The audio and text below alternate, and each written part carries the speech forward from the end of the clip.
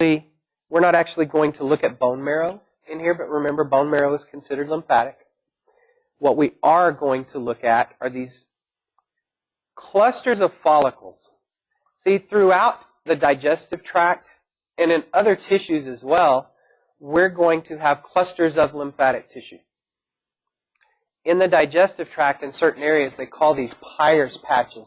They're just little lymphatic follicles or lymphoid follicles that are found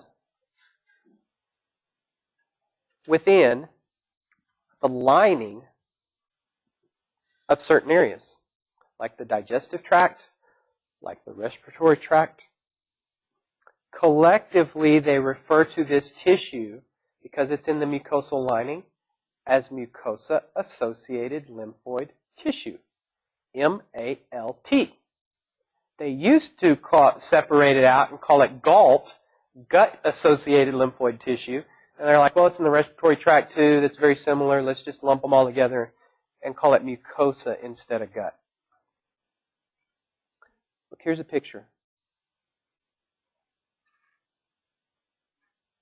There's your lymphatic nodules. They look like the follicles that we've seen before. They have little germinal centers, T cells and B cells. It's pretty cool. Specifically,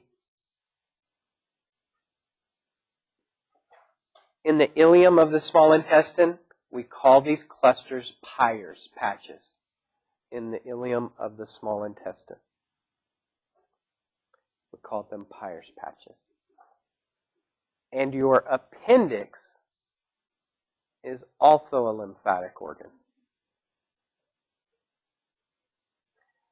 Even though we'll talk about it with the digestive tract, we'll talk about the small intestine with the digestive tract, it also has lymphatic tissue there. Remember, lymphatic tissue is working with the immune system, T cells and B cells and macrophages.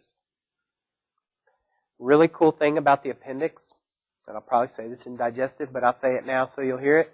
They have discovered that the appendix is one of the main locations in your body that makes your healthy, good bacteria.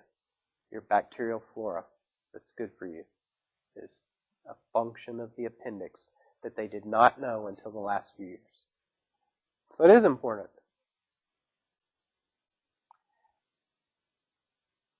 And this is one of the shortest chapters in the book, the lymphatic system, and we are now finished with it.